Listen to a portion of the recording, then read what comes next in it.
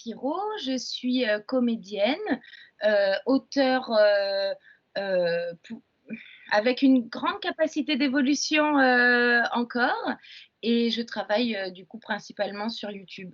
Est-ce que tu pourrais me dire qu'est-ce que tu trouves le plus facile et qu'est-ce que tu trouves le plus difficile dans ce métier? Bah, le plus facile, c'est quand tu, te fais, maquiller, je pense. Simple, hein, de ce métier, et ah oui, bah, c'est vrai. Incroyable, pas longtemps. Magnifique. C'est vraiment Oui. le truc le plus simple. Tu as rien à faire, tu te laisses porter par la dame ou le monsieur, qui s fait son travail, en fait. Et le plus difficile, j'hésite entre, l'attente et le action, tu vois? OK. Action, tu veux dire au moment où il Ouais, faut tourner? faut y être, ouais. Ouais, d'accord. OK, Ouais. super. Et toi, tu as fait plus de théâtre ou plus de cinéma? Bah, en fait, moi, j'ai déjà un parcours qui est un peu, particulier parce que vu qu'au départ, j'ai fait d'autres études et j'allais avoir un autre, métier. Ouais.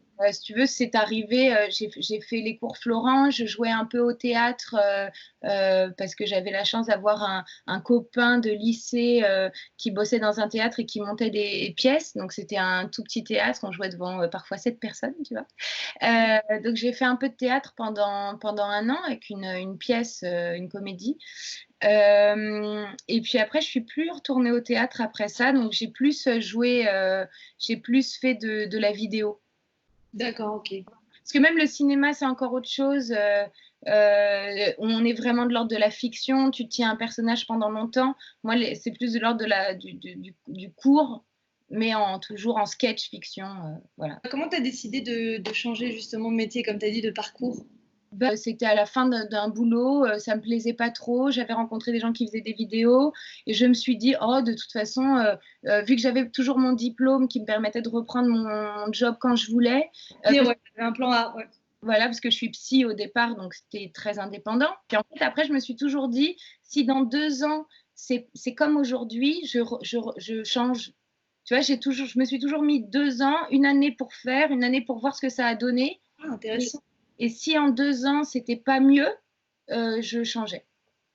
Mais Pourquoi 2 je ans? pense, parce que je me disais, tu vois, tu te donnes pendant 1 an, si tu es sincère dans ce que tu fais pendant 1 an, fatalement, l'année d'après, tu récoltes, les fruits de ce que tu as semé pendant 1 an, tu vois? Et je Ouais. me suis dit: «Tu es un peu l'agriculteur de ta propre vie». Ouais, c'est Et magnifique. du coup, tous les 2 ans, en fait, je me dis toujours ça, même encore aujourd'hui, hein, je me dis, «S'il y a pas d'évolution, j'irai la chercher ailleurs en faisant autre chose», tu vois? D'accord, OK. Et ça t'a plu le cours Florent?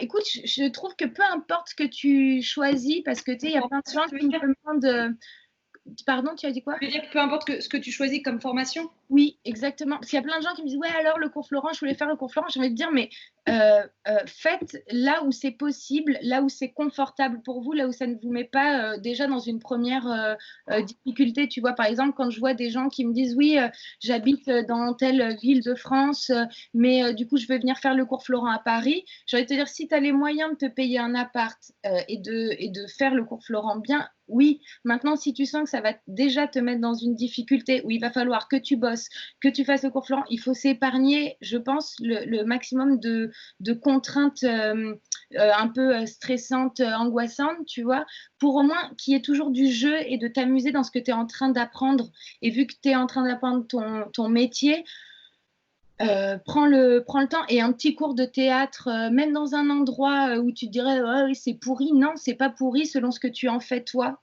Donc toi, tu penses que, par exemple, pour ceux qui ne sont pas de Paris, tu penses que c'est pas nécessaire de venir à Paris pour pouvoir commencer à travailler ou en tout cas, Non, je pense qu'il faut travailler? d'abord faire, ouais, là où ça te met pas, en tout cas, dans un stress et dans une difficulté, tu vois?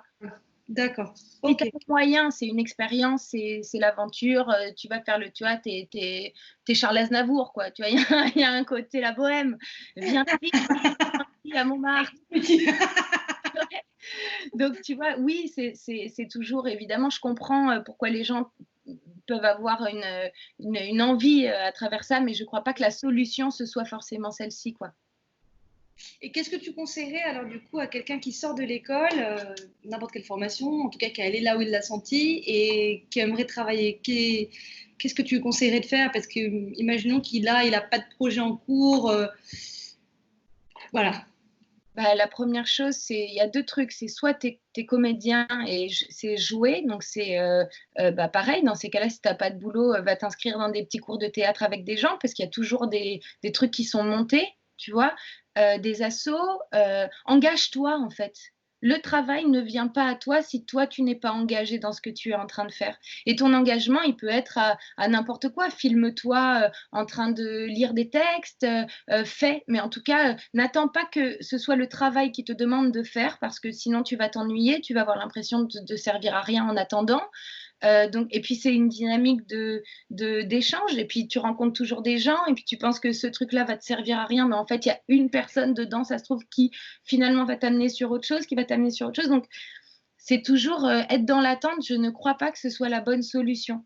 Parce qu'il y a toujours un endroit où tu peux faire, même si c'est pas ton rêve, même si c'est pas le truc de dire, en fait, tu sais, parce que parfois on dit ouais, mais moi je vaux, c'est pas je vaux mieux, mais un peu. Et ben non, en fait, bien sûr que tu as une grande valeur, mais maintenant, si ta valeur tu n'en fais rien, alors il n'y a rien.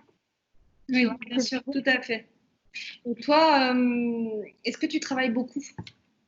Bah, j'ai la chance, oui, de travailler, en tout cas, oui, convenablement. Maintenant, je pourrais travailler plus, mais si tu veux, le mot travail, il est tellement large. Je pense que là, moi, où je pourrais travailler plus, c'est travailler à faire mes vidéos, les textes, tu vois, et donc plus écrire. Est-ce que tu as un agent?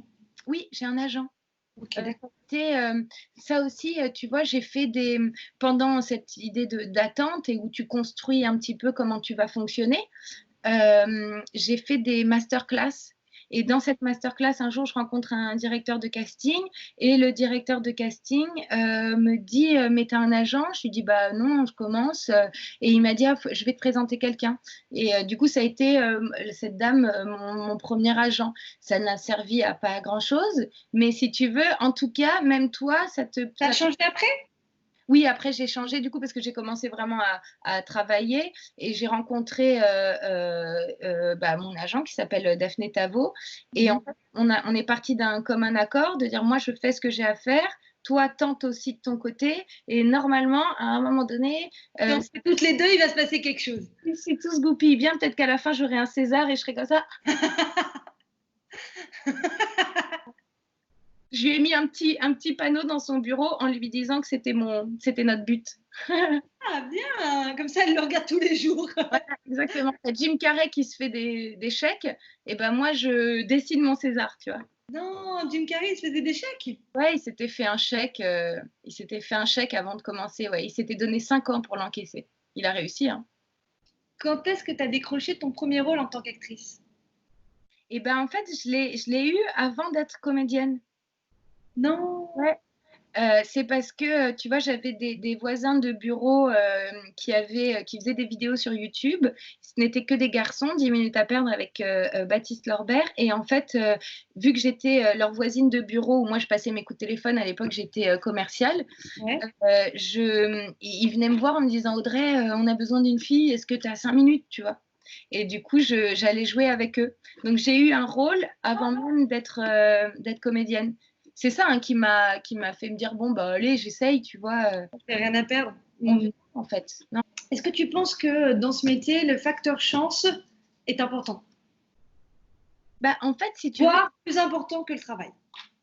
tu sais, je crois que c'est toujours pareil. Si tu attends que ça vienne de l'extérieur, je crois pas que la chance vienne de l'extérieur. Je Non, crois tu la provoques toi-même, c'est ça? oui, c'est un vrai truc, tu vois, dans ce que tu fais, dans qui tu vas rencontrer, dans le fait, encore une fois, d'être toi en action. Parce que la chance, c'est comme tu dis, pour gagner au loto, au moins joue, va dans ton truc, va jouer, fais ta grille. Oui, non, mais là, tu peux faire, mais Tu rencontrais ton acteur préféré, Jim Carrey? C'est quoi les 3 questions que tu lui poserais? bah, la première question que je lui poserais, c'est qu'est-ce qu'il fait du doute ou de la peur quand ça se présente, sur le plateau, sur comment tu es en fait, tu vois, comment tu te libères du regard, qui vient un peu avec une deuxième question de comment tu te concentres pour trouver la justesse et ta vérité. La deuxième question du coup que je lui poserais, c'est si j'écris quelque chose, est-ce que vous voudriez bien jouer avec moi? Oh. Je pense que je pourrais peut-être lui demander ça. Ok. Ah non, pas si le gars dit oui, c'est bien. Tu vois, créer sa chance. Elle est là, l'histoire. Eh ben, fais-toi donc le petit contrat que tu te mets. Je vais lui faire un contrat, je vais lui faire une feuille de service. Oh purée, avec écrit HMC, 8 heures, et je lui mets, tu sais quoi, PPM. Il se rendra sur les lieux du tournage par ses propres moyens. Je lui mets pas de pick-up. Allez, hop. Ça lui rappellera ses débuts. Génial. Dis-lui. Super. Merci beaucoup, Audrey. Super. De rien.